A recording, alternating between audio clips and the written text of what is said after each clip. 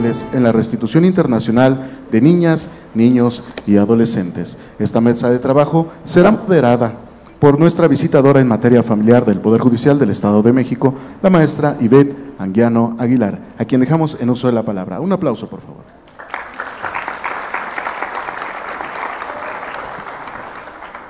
Muy buenas tardes a todos. Daremos inicio a esta mesa de trabajo. Tenemos algunas complicaciones con el tiempo y sin más preámbulo iniciamos. La separación de las parejas es un fenómeno social común en todas, a nivel mundial. Incluso si ustedes tuvieron la oportunidad de escuchar a la doctora Fariña, que es una de nuestras ponentes que viene de España, nos comentaba que en España se ha determinado que es un problema de salud pública por los efectos que produce la separación en el ámbito familiar y en el ámbito social. En este caso nos enfocaremos a los efectos nocivos que implica para las niñas, niños y adolescentes la nueva forma de organización. Las madres y padres tienen el deber de cuidado integral desde el momento mismo de la concepción. Y en caso de separación, ellos son quienes deben acordar de forma equitativa la distribución de los deberes y las obligaciones en cuanto a estos menores.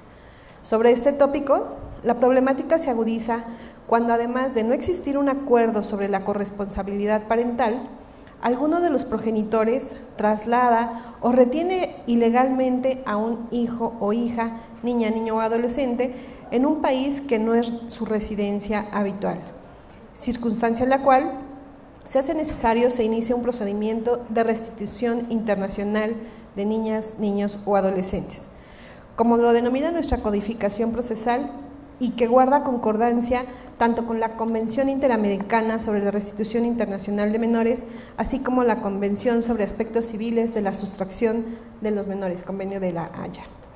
Procedimiento especial que implica en México la intervención de la Secretaría de Relaciones Exteriores como autoridad central en nuestro país para que lleguen a buen puerto la restitución prendida, así como la intervención de autoridades jurisdiccionales altamente especializadas, como es el caso del Estado de México, en el que contamos con un juzgado especializado de competencia concentrada a cargo de nuestra jueza María de Lourdes Hernández Garduño, cuya experiencia y sensibilidad ha permitido eficientar los procesos en esta materia. Concomitantemente, es menester precisar que nuestra entidad, como una buena práctica, se ha utilizado como una herramienta sumamente eficaz en procesos altamente conflictivos, la mediación, la conciliación y la justicia restaurativa. Es así que nos acompañan por parte de la Secretaría de Relaciones Exteriores la ministra Noemí Hernández, de quien me permitiré leer su síntesis curricular. La ministra Noemí Hernández nació en la Ciudad de México, es miembro del Servicio Exterior Mexicano desde 1992, luego de haber ingresado mediante concurso y haber concluido sus cursos de rigor en el Instituto Matías Romero. Prestó sus servicios en la consultoría jurídica de la Secretaría de Relaciones Exteriores entre 1986 y 1988. De 1990 a 1992 y de 2008 a 2010. En el servicio diplomático prestó sus servicios en los consulados de México, en Hamburgo, en Alemania, en Houston, en Texas, en San Luis, en Missouri, en Kansas. En Missouri fue consular titular de la sección consular de la Embajada de México en París. Entre 2016 y enero de 2023 fungió sucesivamente como encargada de negocios. Antes de incorporarse al servicio público, colaboró con la oficina del Abogado General de la UNAM en la Dirección General de Legislación Universitaria. Participó también en cursos de Derecho Internacional Privado en la Academia de la Haya. La ministra Hernández obtuvo el grado de licenciada en Derecho con mención honorífica en la Facultad de Derecho de la UNAM. En la Ciudad de México, posteriormente, obtuvo el grado de Maestro Internacional en la Universidad de Hilbert, Alemania, y el grado de Derecho estadounidense en la Universidad de Houston. Sus idiomas de trabajo son español, inglés, alemán y francés. Es coautora del libro publicado por la Secretaría de Relaciones Exteriores, Memorias Diplomáticas en 2022. Desde enero de 2023 se encuentra a cargo de la Coordinación de Derecho de Familia en la Dirección General de Protección Consular, oficina que funge como autoridad central en la materia de derecho familiar en la Secretaría de Relaciones Exteriores en la Ciudad de México. Esta actividad la vamos a llevar a cabo a través de preguntas y en esta primera ronda, ministra, nos gustaría conocer cuál es la intervención que la Secretaría de Relaciones Exteriores tiene como autoridad central en los procedimientos de restitución internacional de menores y cómo es que la Secretaría de Relaciones Exteriores coordina con las autoridades jurisdiccionales y en caso particular en el Estado de México. Muy bien, gracias maestra Ivette Anguiano por la invitación a la Escuela Judicial del Estado de México. Es un honor doble representar a la Secretaría de Relaciones Exteriores el día de hoy y hablar ante ustedes, señorías, y me da mucho gusto ver a tantos jóvenes aquí. Ahora les puedo decir, señores, la Secretaría no solamente da pasaportes, la Secretaría de Relaciones Exteriores también participa en procesos judiciales de restitución internacional de menores. ¿Por qué? Bueno, la Constitución de México, como ustedes saben, en el artículo 89 le indica al Poder Ejecutivo, al presidente, en la fracción 10, la facultad de intervenir en tratados internacionales. Una vez que está firmado un tratado internacional, dentro de la Administración Pública Federal se le asigna a la Secretaría de Relaciones Exteriores el organizar, el supervisar el cumplimiento de los tratados. Pues bien, México cuenta con más de 1,200 tratados vigentes, los que ustedes conocen en materia de comercio, el TIMEC, el global con Europa, pero tenemos nuestro tratado, el que hoy nos ocupa, es el convenio del 25 de octubre de 1980 sobre los aspectos civiles de la sustracción internacional de menores. Este fue ratificado por México el 20 de junio de 1991 y está en vigor desde el 1 de septiembre de 91. El magistrado ya nos hizo la distinción. Hay dos vías: la sustracción de menores se puede denunciar en materia penal. La participación de la Secretaría de Relaciones Exteriores se limita a la materia civil. ¿Por qué? Porque es un asunto de familia. Preferimos que se trate por la vía civil. No queremos que un padre mande a la cárcel a una madre o viceversa. No queremos que un niño escuche que en su familia hay tal problema que no es posible ponerse de acuerdo sobre el lugar en donde va a vivir este menor. Entonces, el artículo 6 del convenio previó que cada uno de los estados contratantes designaría una autoridad central encargada del cumplimiento de las obligaciones que impone el convenio.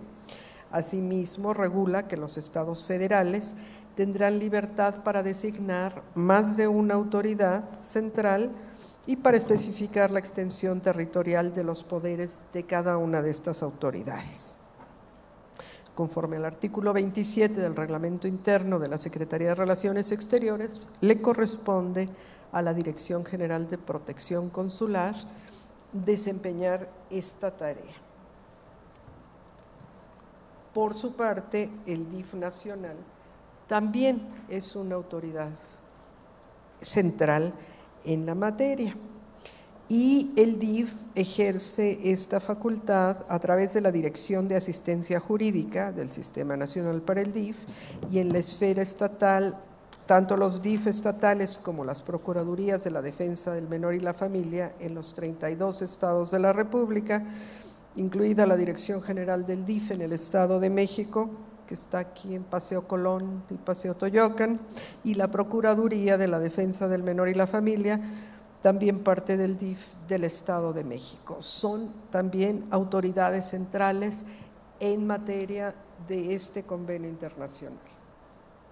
En el marco del tratado, en nuestra oficina se reciben cotidianamente las solicitudes de restitución de niños, niñas y adolescentes que provienen de las autoridades centrales de todo el mundo. La mayor parte provienen de Estados Unidos. Ustedes saben que tenemos más de 30 millones de mexicanos y descendientes de mexicanos en territorio estadounidense, entonces es casi natural que existen un mayor número de conflictos de este tipo con Estados Unidos, pero también existen con Francia, con Italia, con España. Recibimos las solicitudes en materia de restitución y si bien el objetivo de la convención es restituir a la brevedad posible, el magistrado nos habla de las 6 semanas, que es el término que marca el convenio. A veces se toman más este tipo de juicios, no me dejará mentir la juez. Todo el sistema de este convenio tiene como eje rector el interés superior de los niños, las niñas y los adolescentes. Por lo cual, la negativa judicial al retorno del menor es posible en algunos casos y puede justificarse en los términos del propio convenio, que prevé excepciones al retorno del menor cuando existen razones objetivas relacionadas con su persona o con su entorno. El papel de la Secretaría de Relaciones Exteriores es presentar estos casos ante ustedes, señorías.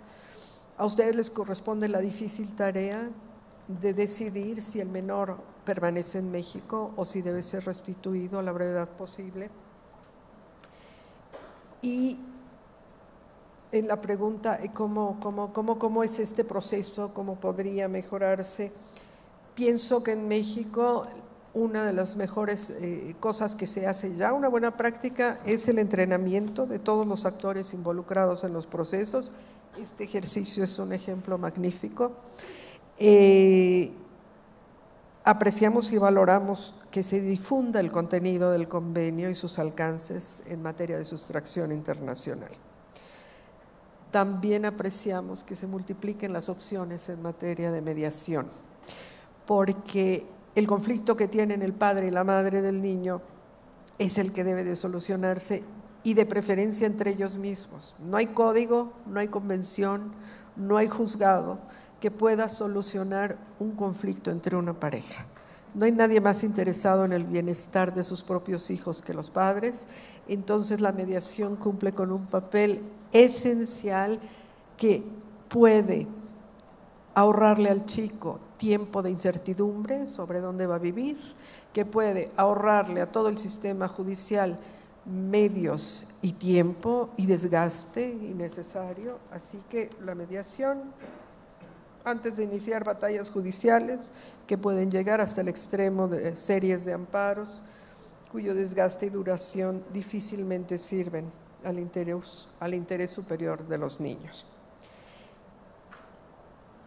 Finalmente, en el entendido de que la resolución sobre la restitución internacional o la permanencia de los menores en México les compete enteramente a ustedes, señorías, dentro del respeto a la soberanía e independencia de nuestros poderes ejecutivo y judicial, apreciamos la gran capacidad de los jueces mexicanos para escuchar la voz y la experiencia de los abogados de la Secretaría de Relaciones Exteriores. Aquí está la licenciada Claudia Sierra, que es una de ellos, en su carácter de autoridad central, a cargo de informar a todas las partes, a veces también al personal de los juzgados, sobre la obligación del Estado mexicano para implementar el convenio, para cumplirlo.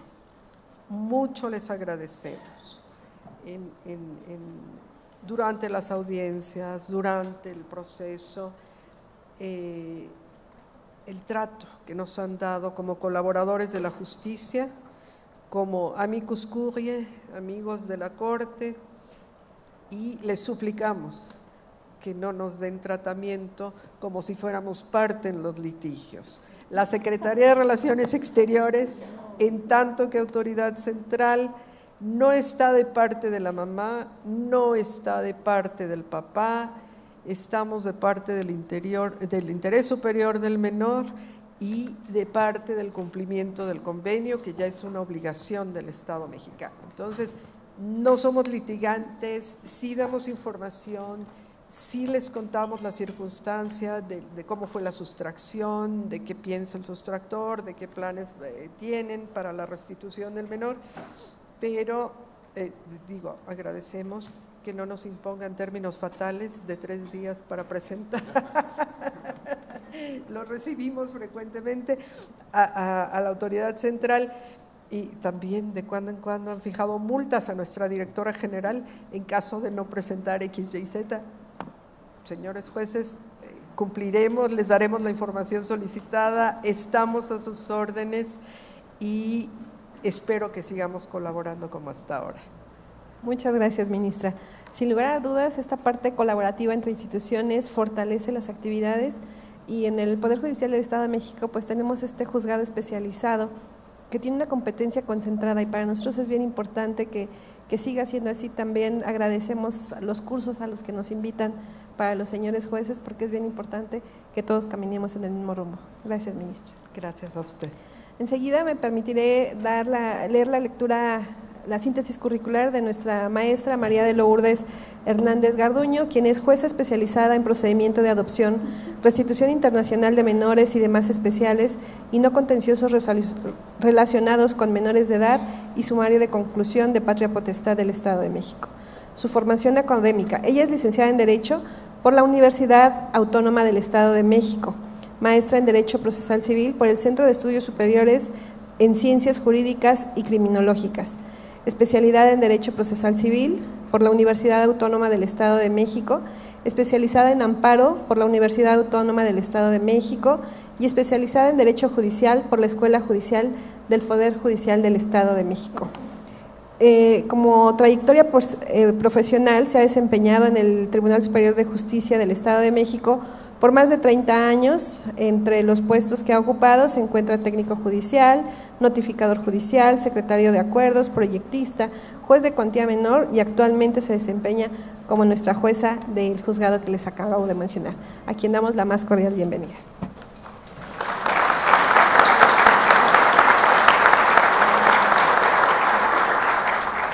Maestra Lulu, en su experiencia, ¿la restitución internacional de menores siempre es procedente o cuáles son los casos de excepción? Buenas tardes a todos. Primero que nada, muchas gracias al presidente, al doctor Ricardo Sodi-Cuéllar, al consejero Raúl Arón, por la oportunidad de participar en esta mesa. Es para mí un gusto y un honor compartir con la ministra Noemí Hernández, con Claudia Sierra, de Secretaría de Relaciones Exteriores, con el magistrado Valls, del Centro Estatal de Mediación.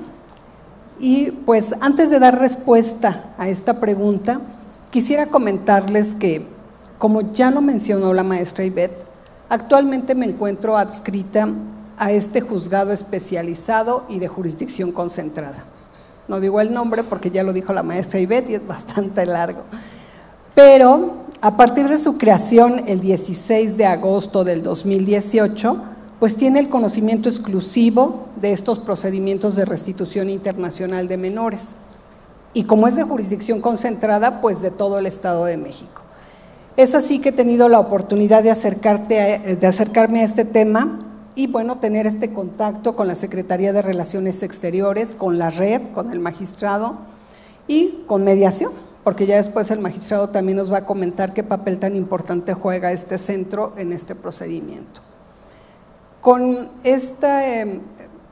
lo que les comento, ahora sí puedo dar respuesta a la pregunta que me formula la maestra Ivette. Y dice, ¿siempre procede a la restitución o hay casos en que no? Pues es importante que yo les mencione que la finalidad de la Convención de la Haya sobre los aspectos civiles de la sustracción internacional de menores es la restitución inmediata de niñas, niños y adolescentes que han sido trasladados o retenidos de manera ilícita en un estado parte distinto al de su residencia habitual.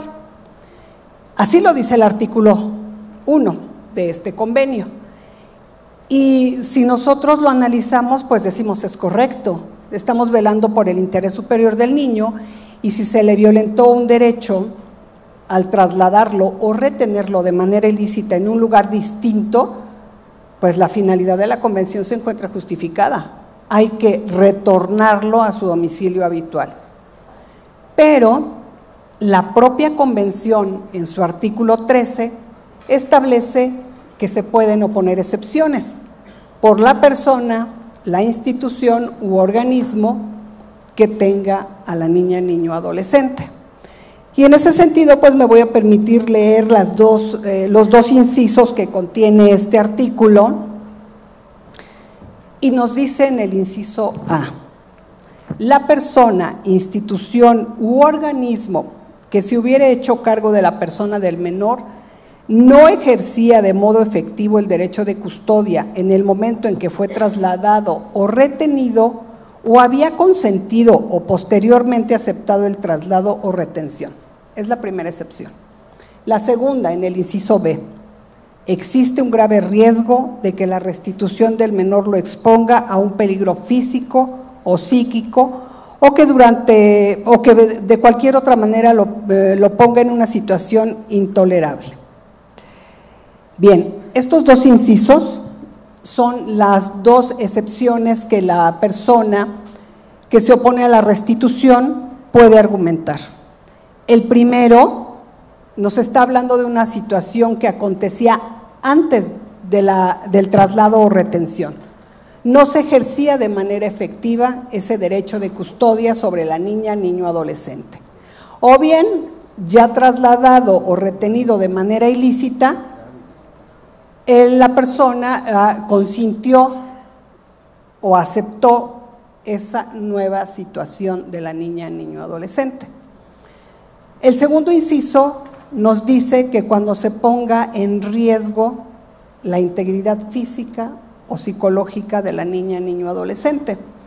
Aquí entendemos que el interés superior de ser restituido al lugar donde habitualmente estaba cede ante otro interés de las niñas o niños de no exponerlos a un riesgo mayor. Y es entonces que nosotros, los juzgadores, los jueces, tenemos que ser muy acuciosos y tenemos que analizar estas excepciones. Excepciones que no son de oficio, que necesariamente necesitamos que la parte requerida las oponga y por supuesto que las pruebe, porque no bastará con que nos diga: oye, no, fíjate que el progenitor consintió que yo me quedara, ya lo habíamos platicado, o que nos diga: si lo regresas va a sufrir un grave perjuicio. Todos nosotros sabemos, y bueno, eso es algo que yo he aprendido de mis compañeros y jueces familiares, tenemos que ser muy acuciosos, tenemos que analizar y valorar las pruebas que se hagan llegar al procedimiento y entonces tomar esta decisión, que como ya lo decía el magistrado Cervera, tenemos estas dos opciones: que se restituya o que se diga que no. En la práctica, y bueno, pues les puedo comentar que en el juzgado desde su creación, ya les decía yo, el 16 de agosto del 2018 a la fecha, de las sentencias que se han emitido, solo 2 han sido en el sentido de que la niña, niño, adolescente permanezca en el Estado mexicano. Claro, ello sin perjuicio de los convenios que se han celebrado, que el magistrado ya nos va a platicar, y que en algunos de ellos pues también las partes han acordado que los niños se queden en el Estado mexicano. Pero por sentencia solamente ha habido 2. De ahí que nos demos idea que efectivamente la finalidad de la convención se cumple y que también es algo que Secretaría de Relaciones es testigo, que pues nosotros como Estados parte tenemos esa obligación y la cumplimos, pero que también las personas tengan conocimiento que como en cualquier procedimiento pueden oponer sus excepciones y probarlas. Y algo muy importante que refiere este artículo 13 es que también se puede negar la restitución cuando la niña, niño, adolescente así lo manifieste.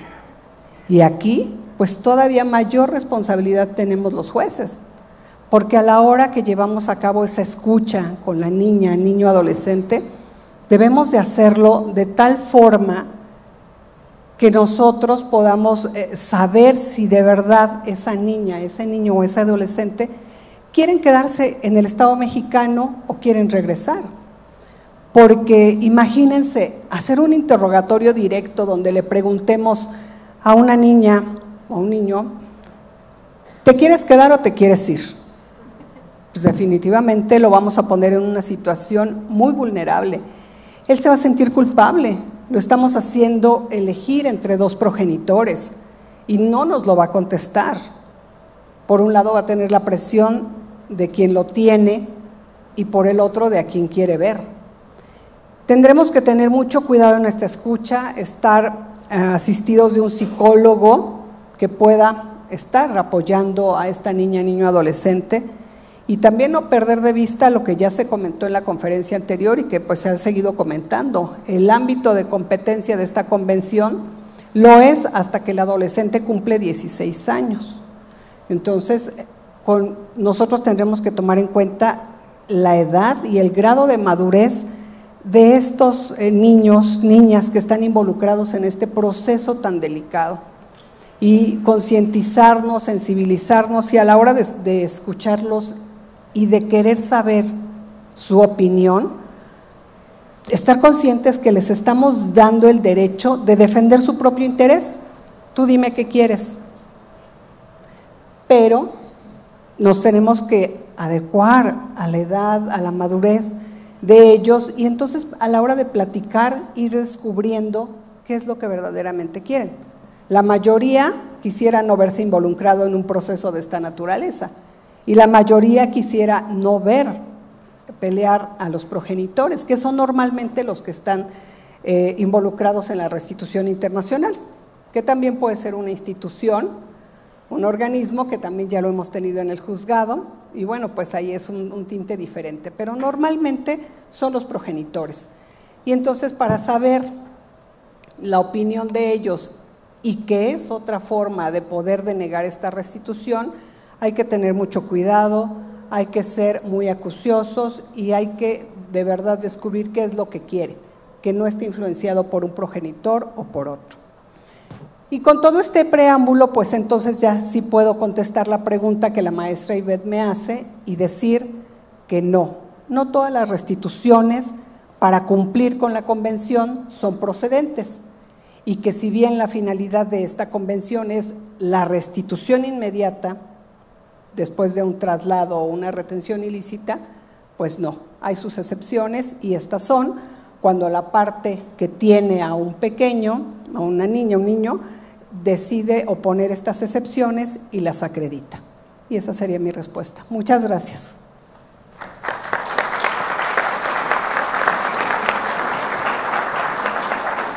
Muchas gracias, maestra Lulú.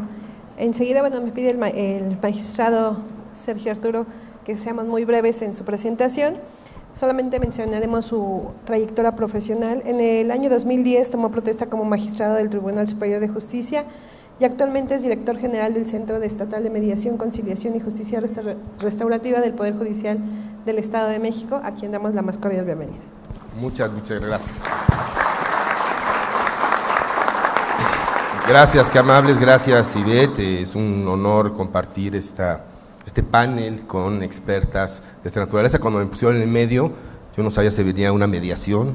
Dije, bueno, vamos a estar acá alertas, ya vi que hubo por acá alguna reclamación y bueno, pero entonces estamos atentos por si es necesario sacar las herramientas del mediador. Vengo acá representando al Centro Estatal de Mediación, más de 100 personas, hombres y mujeres, dedicados a abrir accesos nuevos para la justicia. Este tema es en verdad apasionante y tengo que dar esta pequeña introducción porque estamos en un espacio académico, estamos en un congreso, tercer congreso ya que organiza Ivette, junto con Aarón, nuestro querido consejero, y todo el Consejo de la Judicatura y por supuesto nuestro presidente. Pero es un gran esfuerzo y los congresos tienen esa finalidad, el generar teoría que nos sirva a quienes estamos en la práctica. Una práctica sin buena teoría no es suficiente y una teoría sin buena práctica es también insuficiente. Acá estamos creando eso, creando esa teoría, estamos viendo lo novedoso de la institución, una institución, por cierto, a los alumnos, a los maestros que están acá, es la ideal para entender la importancia y la transversalidad del derecho hoy. Ya nos decía Ricardo Sodi, nuestro presidente, al inicio, lo necesario para un juzgador, juzgadora familiar, de ser multidisciplinario. Pues ninguna institución como esta lo comprueba. ¿Se han dado cuenta cuántas materias jurídicas intervienen? ¿Se están percatando? No se diga, por supuesto, internacional, público y privado, ¿no? Convenciones muy importantes, pero también privado, para generar los pagos de pensiones al extranjero, etcétera. No se diga derecho familiar, por supuesto, ¿no? En todo su abanico, en todo lo que impacta el derecho familiar. Derecho civil, procesal, administrativo, a ver, la competencia de la Secretaría de Relaciones Exteriores o no, constitucional, por supuesto, primero, cuarto, constitucionales, en fin, de eso nos habla lo que necesita hacer el abogado de hoy. En mis tiempos era, ¿a qué te dedicas? ¿A civil o a mercantil o a familiar? No, hoy tenemos que ser todos constitucionalistas, todos internacionalistas y todos tener también gran conocimiento en temas de convencionalidad. ¿Saben por qué no quería la presentación? Porque luego hablo mucho. Magistrado, en la restitución internacional de niñas, niños y adolescentes, ¿se puede llevar a cabo la conciliación y mediación? Y de ser así, ¿cuál sería el momento procesal oportuno para poderlo hacer? Claro, esa es la pregunta importante.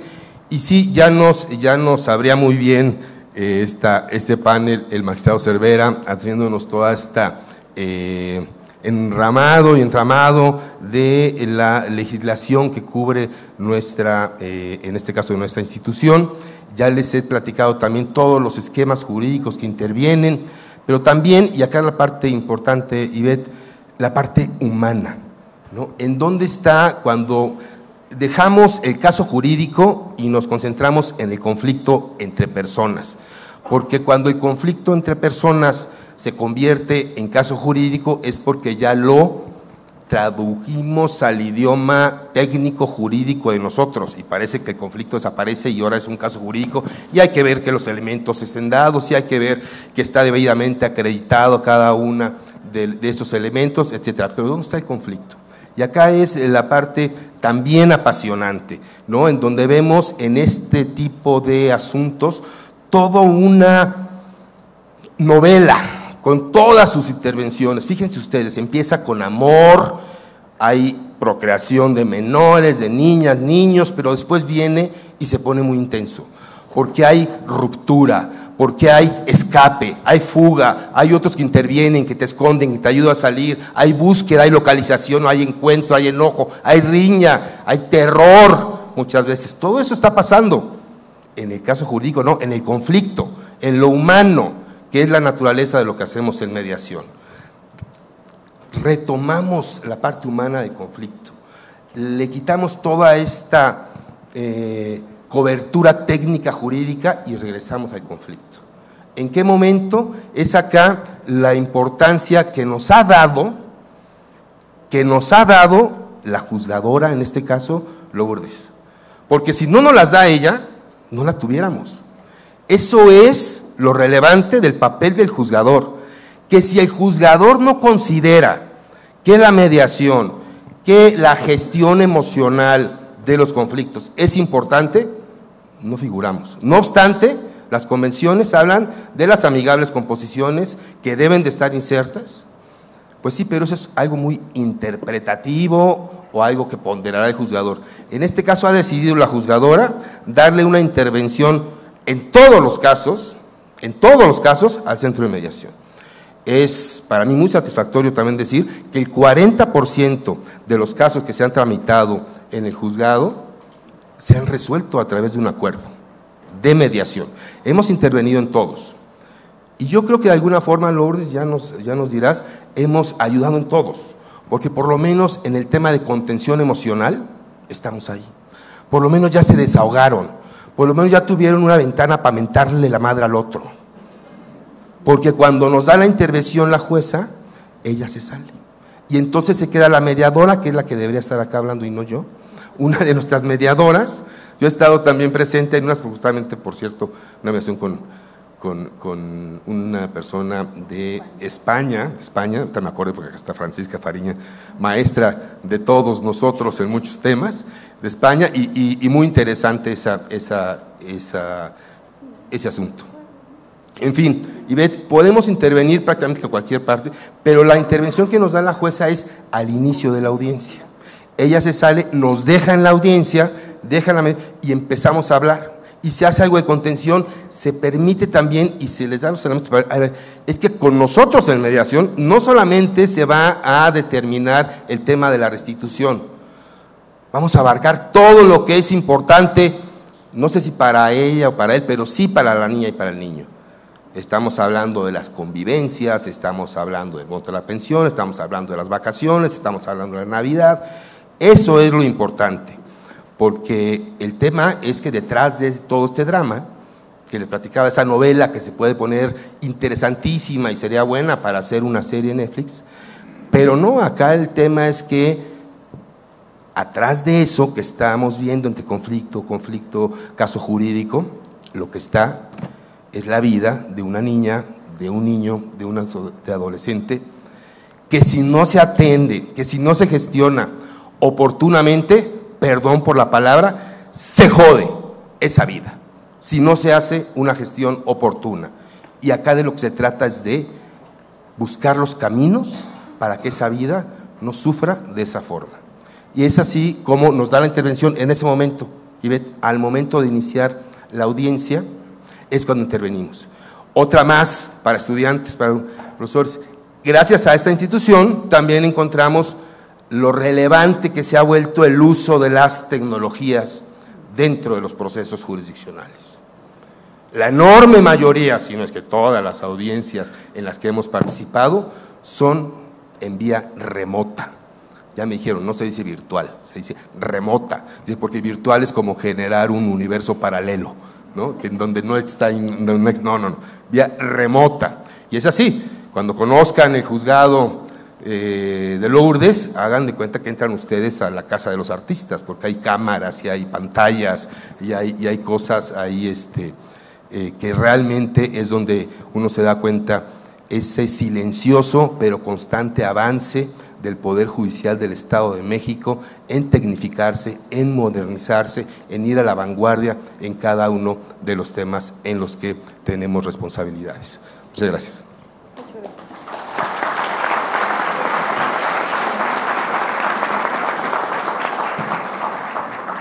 Muchas gracias, magistrado. Sin lugar a duda, nuestra jueza valiente, porque no todos los juzgadores a veces tenemos esa oportunidad de poder invitar a la mediación.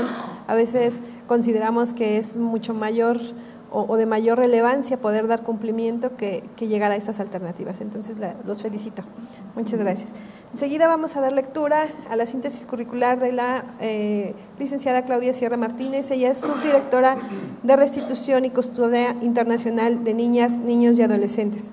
La maestra Claudia Sierra Martínez es egresada de la Universidad Nacional Autónoma de México, cuenta con una especialidad en Derecho Administrativo y Mediación Familiar, es miembro supernumerario de la Academia Mexicana de Derecho Internacional Privado y Comparado, ha participado como ponente en las reuniones de la Red Mexicana de Cooperación Judicial para la Protección de la Niñez, escuelas judiciales estatales, así como en las jornadas de actualización en materia civil y administrativa en el Consejo de la Judicatura Federal, entre otras instituciones públicas y privadas. Se ha desempeñado como abogada dictaminadora en la Dirección de Nacionalidad y Naturalización de la Dirección General de Asuntos Jurídicos y jefa del Departamento de Recuperación de Alimentos en el Extranjero, ambas en la Secretaría de Relaciones Exteriores. En este momento funge como subdirectora de Restitución y Custodia Internacional de Niñas, Niños y Adolescentes en la Dirección General de Protección Consular y Planeación Estratégica, oficina designada como Autoridad Central para las Convenciones en materia de sustracción internacional de menores, pensiones alimenticias y casos de reunificación familiar en Estados Unidos y México. Bienvenida, maestra. Gracias, muy amable. Muchas gracias. Maestra Claudia, como autoridad central, ¿cuáles son los retos que usted observa para agilizar los procesos en la restitución internacional de menores? Muchas gracias, gracias por la pregunta. Antes que nada, gracias por la invitación y gracias por su atención. Es una pregunta complicada porque ya hubo aquí ponentes que dicen que México está obligado, ha firmado convenios internacionales, tiene compromisos. Estamos hablando de una convención internacional de hace más de 30 años y todavía estamos sentados aquí hablando sobre los retos para el cumplimiento, que hemos avanzado muchísimo. La concentración de jurisdicción, tenemos 11 estados con legislación específica en materia de sustracción internacional de menores. La pandemia nos dejó maravillosamente dos cosas, que fue trabajar con documentos electrónicos, es decir, entre autoridades centrales ya era común transmitir información y documentación de manera electrónica, y ahora, pues bueno, la transmisión de los documentos ha facilitado mucho. Es maravilloso, como lo mencionaron ahorita, por ejemplo, en el Estado de México y en otros estados, que ha habido una apertura a la celebración de audiencias a través de videoconferencias, telefónica o cualquier otro medio que ha permitido al juez escuchar a las partes. Sin embargo, pues bueno, esas son las partes buenas que quiero resaltar. Digo, no quiero que piensen que solamente va a ser un tema de retos y qué es lo que piensa la autoridad central, que todavía se tiene que hacer, pero desafortunadamente a estas alturas, pues bueno, todavía estamos enfrentando algunos retos. Algunos se derivan, como bien lo mencionó magistrado, de la propia calidad humana de las personas o de las partes que se involucran en estos procedimientos. Cuando hay una intención de cometer un acto ilícito, en este caso una sustracción internacional, muchas veces es con desconocimiento, no saben que puede traer alguna consecuencia, pero la mayoría de las veces saben que precisamente el realizar un traslado, una retención ilícita de un niño se traduce en una conducta ilícita y justamente se acercan o hacen todo lo posible, ¿no?, para evitar que estos casos se resuelvan, y entonces forma parte de los retos que como instituciones tenemos para resolver esto. Esto es un conjunto. Uno de ellos, por ejemplo, el que yo quise poner en primer lugar es el cumplimiento al principio de urgencia. A la Convención de La Haya le reviste un principio de urgencia, está inmerso, ya lo mencionó el magistrado Cervera, en la propia Convención establece un término de 6 semanas en el que el juzgador tiene para resolver estos procedimientos de restitución internacional. Y muchas veces este procedimiento de urgencia se ve retrasado. Yo lo puedo poner en varias circunstancias. Una de ellas, por ejemplo, puede ser la localización, la falta de bases de datos que provean información fidedigna de dónde se encuentran los niños. En algunas ocasiones otros estados nos preguntan, oye, es un niño, o sea, no lo has encontrado, tiene que estar matriculado en una escuela, tiene que estar realizando alguna actividad, y pues desafortunadamente en el momento en el que el padre o la madre hace una retención o una sustracción ilícita de los menores, hace todo lo posible por no hacerlo, en algunas ocasiones registrarlo con un nombre diferente, obtener documentación con datos, cambiarle la identidad al niño. Entonces, es uno de los principales retos, por ejemplo, que encontramos con el tema de la sustracción internacional de menores. Hay una muy buena unidad de corporación policíaca que depende de la Fiscalía General, específicamente un grupo de Interpol. Sin embargo, pues es una célula pequeña para el número de casos que ustedes ya han escuchado que tenemos. Entonces, todo esto lo voy a concatenar al final con la preparación de los operadores jurídicos, o sea, la gente, los estudiantes, los maestros que están aquí escuchando esta conversación, platicarles sensibilizarlos sobre el tema. La primera opción o la primera recomendación de un abogado postulante al que vienen y le preguntan sobre una sustracción no debe de ser ocúltese, no debe de ser obtenga un documento, no debe ser obtenga una identidad diferente de los niños, ¿no? Al final tiene que ser, usted está cometiendo una conducta ilícita, usted tiene que responder. Si tiene excepciones, adelante, hay que comprobarlas. Si no las tiene, regrese al lugar de residencia habitual a resolver ese conflicto. No quiere, pero cree que hay una ventana de posibilidad, acérquese a la mediación, es decir, buscar alternativas para resolver estas circunstancias. Sí, es un reto que como instituciones tenemos, pero muchas veces ese reto viene derivado de la primera recomendación, la primera orientación que recibe la persona al momento de acercarse a algún operador jurídico que de principio puede desconocer estos trámites internacionales, y en segundo, conociéndolo con toda esa, calculándolo de esa manera, hacer esas recomendaciones, porque una vez más perdemos de vista el interés superior del niño. Pero bueno, eso lo veo como un reto, la localización, pero ya poniéndonos en la cuestión del procedimiento, pues usted ya, creo que ya lo mencionó el magistrado Cervera, entonces nada más para confirmar el número, la presentación. sin un tope de recursos, ¿no? que pueden retrasar el procedimiento, el ofrecimiento de pruebas que no tienen que ver precisamente con la litis, que es en este caso la residencia habitual. No están viendo quién es el padre que puede detentar la custodia, no se está viendo quién es el padre bueno, quién es el padre malo. Solamente si hay una sustracción o una retención ilícita del niño y si procede o no una restitución internacional. Entonces, en ese caso, vuelvo a la recomendación y el gusto de que haya estudiantes y profesores de derecho en estos congresos, documentarnos, ¿no? El hecho de promover recursos indeterminadamente, lo único que hace es alargar el proceso. Ya tenemos jurisprudencia donde dice que el retraso o que el procedimiento se alargue como resultado del proceso judicial no necesariamente se va a traducir en que el juez va a interpretar que ya probablemente ya haya una adaptación del niño, pero no hay una negligencia de las partes, entonces opera o más bien debería ordenarse la restitución. Entonces, una vez más, si hay pruebas que tengan para demostrar las excepciones, acercarse y alargar el procedimiento. Nada más dos cosas. Hay jueces que deciden que para tener a ese niño identificado, seguro, sin que esté escuchando a papá, mamá de alguno de los dos, alguna recomendación para el momento de la escucha de menores, deciden institucionalizarlos. Todo el tiempo que dura el procedimiento, los niños están en un centro de asistencia social. Lo primero que van a decir, bueno, promovemos un amparo para que de inmediato lo saquen, pero no sé si la palabra correcta sea afortunada o desafortunadamente, en este caso sí, atinadamente lo que han dicho las autoridades federales es que el niño debe permanecer en ese lugar porque se encuentra seguro, porque se encuentra ubicado, porque está al alcance del juez. El juez es el que en ese momento puede tomar determinaciones sobre él. E imagínense si detenemos ese caso unos meses, que puede tardar el amparo, no quiero decir más, pues bueno, el niño se encuentra institucionalizado y en ese momento, pues bueno, el que está sufriendo las consecuencias directamente es él, ¿no?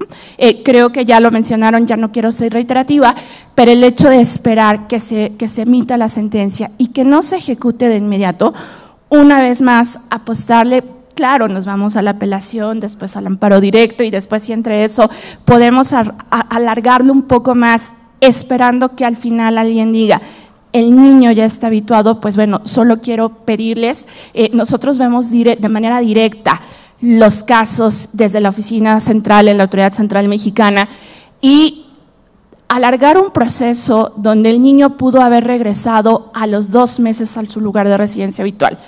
Imaginen después de 4 años separarlo nuevamente del entorno en el que se encuentra. ¿Por qué? Porque probablemente lo que recomendamos fue un amparo, fue irnos a la apelación, retrasar con una multiplicidad de recursos un procedimiento que si de principio las pruebas no eran suficientes para poder demostrar alguna excepción, pues bueno, lo único que hacemos es alargar el procedimiento. Entonces, quiero aprovechar este foro, a mí también me encantan estos foros, sobre todo donde hay estudiantes y maestros, para decirles cómo es el procedimiento, se escucha muy bien, México recibe, lo turnamos ante una autoridad judicial, la autoridad judicial escucha, lleva un debido proceso, pero no perder de vista que estamos hablando de la vida del niño y que todas estas circunstancias que nosotros podríamos recomendar en un caso, pues podrían ser en perjuicio del niño, ni siquiera de alguna de las partes, sino directamente en perjuicio del niño. Entonces, creo que estos retos, siempre que nos invitan a estos foros, pienso si ya hemos hablado suficiente sobre sustracción internacional de menores,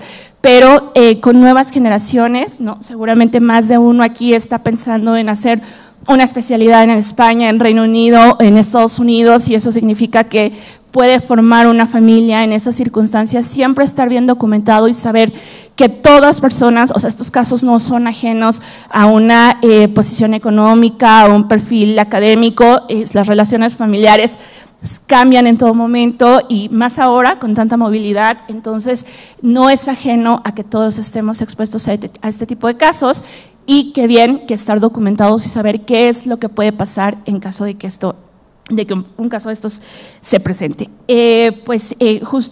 Entonces, una recomendación más o la circunstancia es que siga habiendo capacitación a operadores jurídicos, es decir, pero no solo sobre el proceso, sino me encantaron sus propuestas, la calidad humana, ¿no? Que es lo que, saber que aquí están inmersos derechos de niños, que están involucrados, que ya de por sí están sufriendo y que seguir el proceso seguramente va a impactar muchísimo más en sus vidas.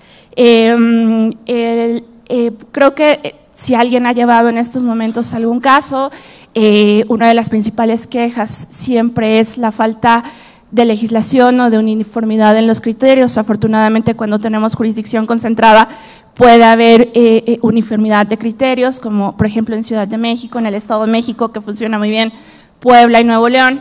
Tenemos juzgados especializados, pero podría pensarse que todavía nos falta por ahí algunos estados. Tenemos por ahí esperanzas del Código Nacional, pero bueno, no sé cómo nos va a ir en esas circunstancias. Entonces, lo pondría como último porque estamos funcionando muy bien con los procedimientos ad hoc que algunos jueces están aplicando en el momento. Creo que podría hablar mucho, pero eso sería por el momento. Muchas gracias por su atención.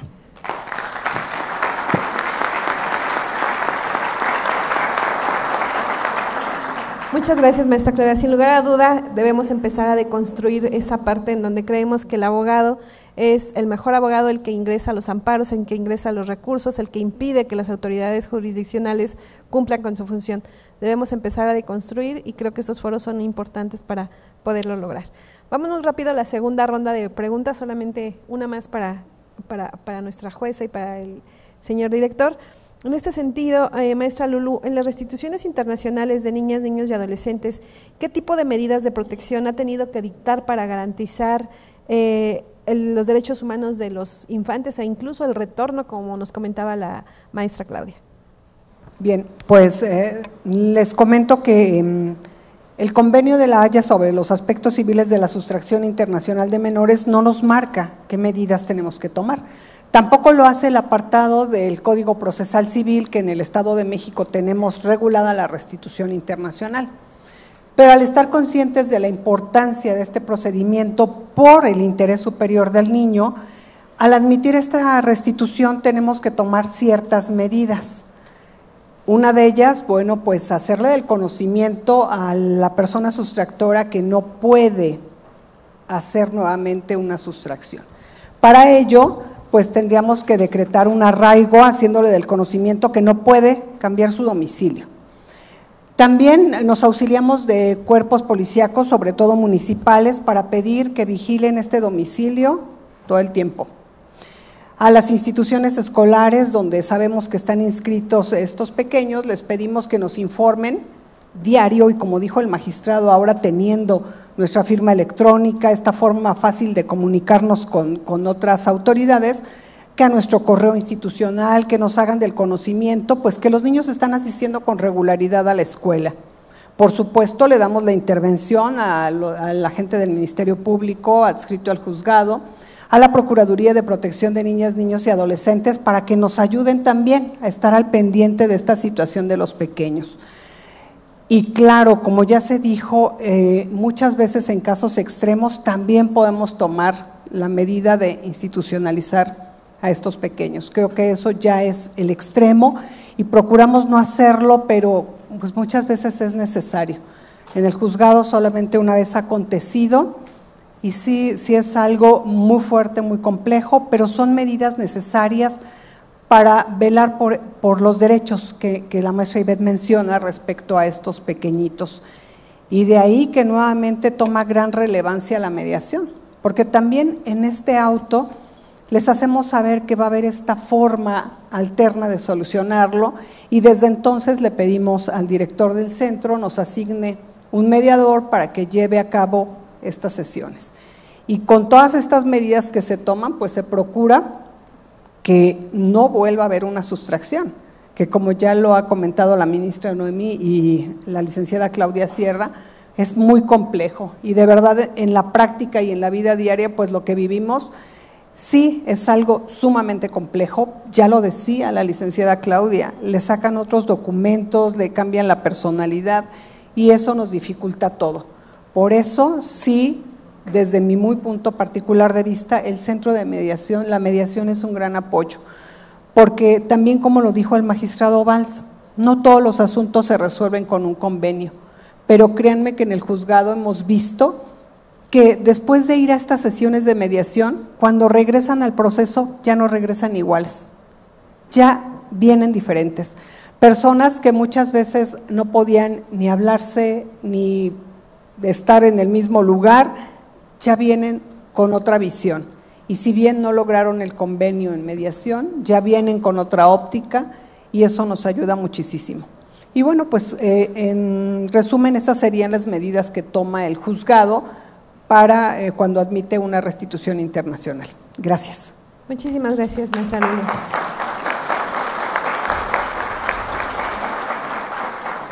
Sin lugar a dudas, estas medidas de protección o las medidas provisionales son de alto impacto para los infantes.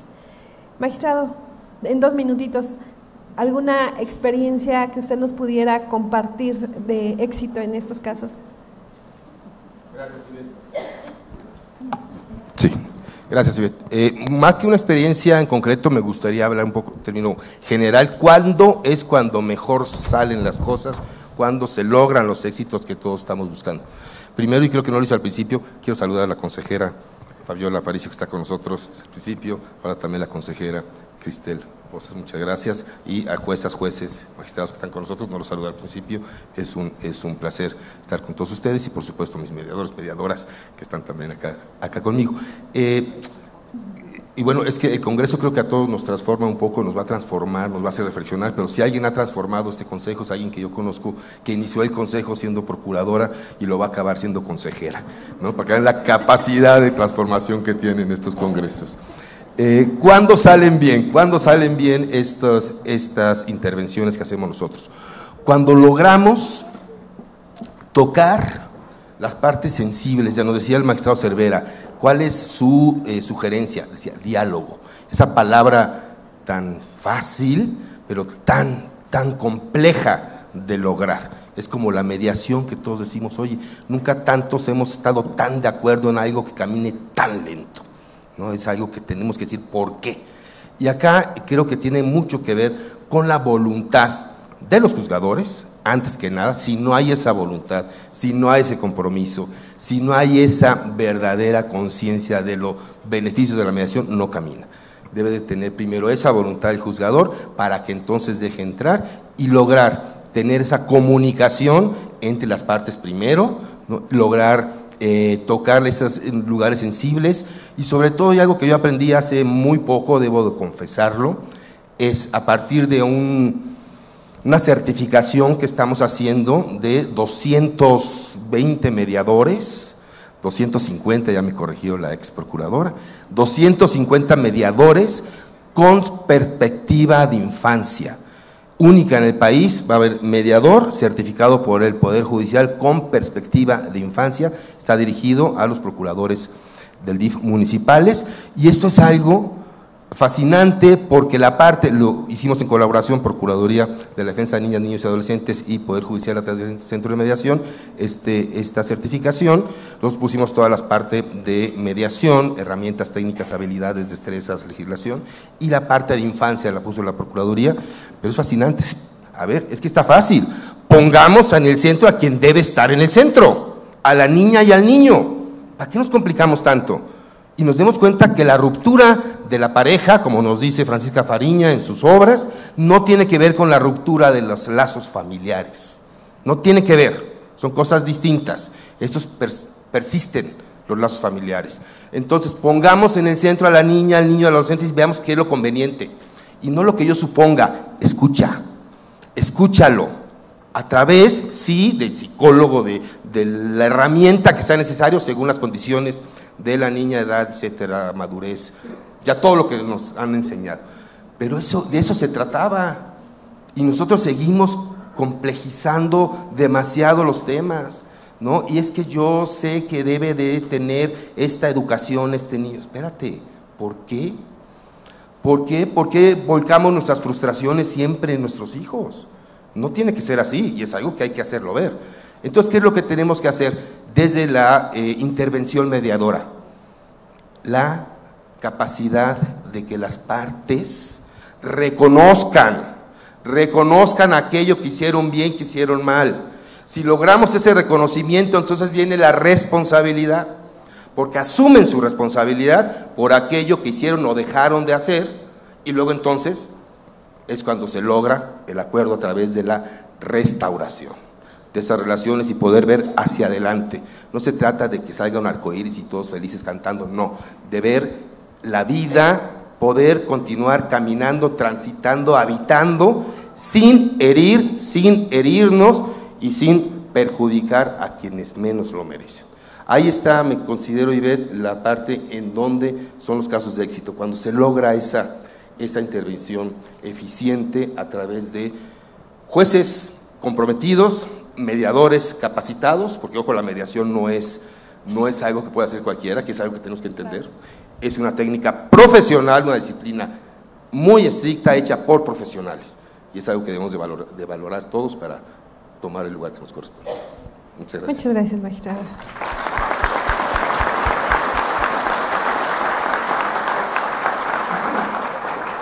No sé cómo estamos en tiempos, seguramente podemos hacer una o dos preguntas únicamente. ¿Alguna duda? Así es, maestra. Hay oportunidad de una pregunta.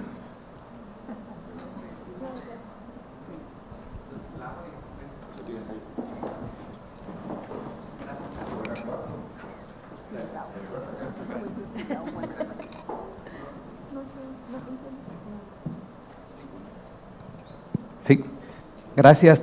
Mi nombre es Daniel Delgado Ávila. Me ha tocado tramitar 3 restituciones en mi carrera judicial, pero aquí, concretamente para la licenciada Sierra, entiendo que las procuradurías y las autoridades centrales son las encargadas de la protección integral de los derechos de las infancias y las adolescencias. ¿En cuántos casos sabe usted que han promovido excepciones del artículo 13 del convenio? ¿Qué tan recurrente es que la propia autoridad central o las procuradurías de protección promuevan las excepciones del artículo 13? En la estadística, ¿cuántos tenemos? En estadística, pues como no venía con esa información precisamente, pero mi memoria histórica de algunos años en la Autoridad Central Mexicana, podría decirle que como tal, ninguna. Que sea la propia Procuraduría quien se oponga. Sí ha habido recomendaciones, sí han emitido dictámenes en los que el juez toma en consideración la opinión, pero un escrito de oposición como tal, en este momento no tengo detectado ninguno. Creo tener la respuesta y espero que sea satisfactoria para usted. El artículo 6 de la Convención de la Haya dice que la aplicación se designarán autoridades centrales quienes de manera directa o a través de intermediarios se van a encargar de realizar todas las funciones de autoridad central. En el caso de México, la autoridad central recae en la Secretaría de Relaciones Exteriores, a diferencia de otros estados, donde por ejemplo cae en una oficina de protección de niñas y adolescentes, donde probablemente sí tienen un equipo multidisciplinario que pueden atender un montón de cosas.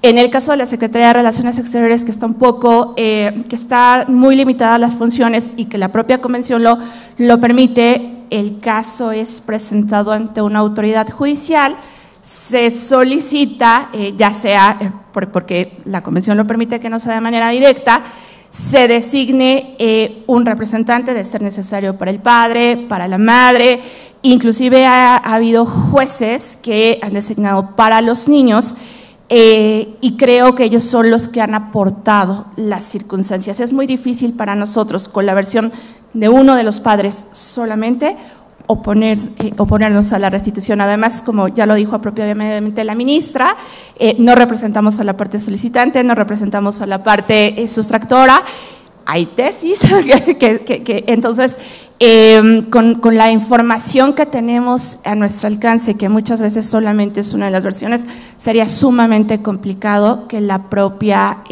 institución se opusiera. Obviamente nosotros sí somos muy respetuosos de las resoluciones judiciales y si el juez dice no procede, no procede, pero no tenemos los elementos para poder oponernos en algún momento a la restitución.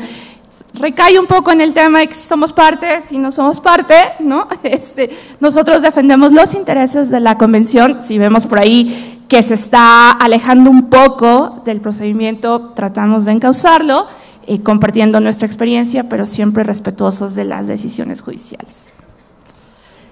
Dije, no sé si va a satisfacer, ¿verdad? Pero justo por eso es importante que las partes tengan un representante.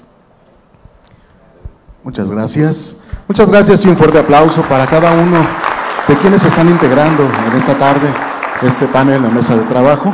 El Poder Judicial necesita reconocer la participación de cada uno de ustedes en este tercer Congreso de Justicia Familiar, Retos del Derecho de Familia Contemporáneo. Recibe reconocimiento la ministra María Noemí Hernández Telles, coordinadora de Derecho Familiar de la Dirección General de Protección Consular y Planeación Estratégica de la Secretaría de Relaciones Exteriores. Un fuerte aplauso para ella, por favor. Recibe el magistrado Sergio Arturo Valls Esponda, director general del Centro Estatal de Mediación, Conciliación y de Justicia Restaurativa del Poder Judicial del Estado de México.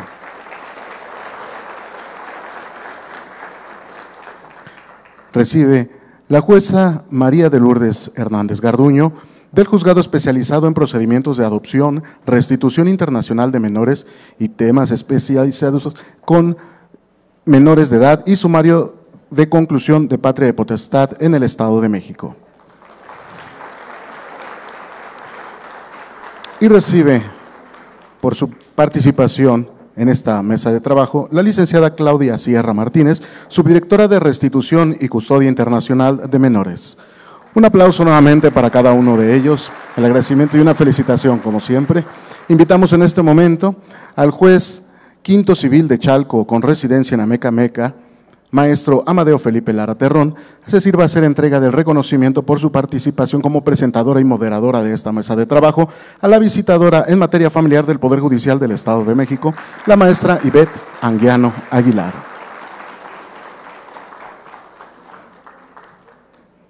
Es así como concluye esta mesa de trabajo. Posan para la foto con una sonrisa que nos dure para todo el día. Enhorabuena, muchas felicidades y los invitamos a no moverse de sus lugares porque vamos a dar inicio con la siguiente ponencia.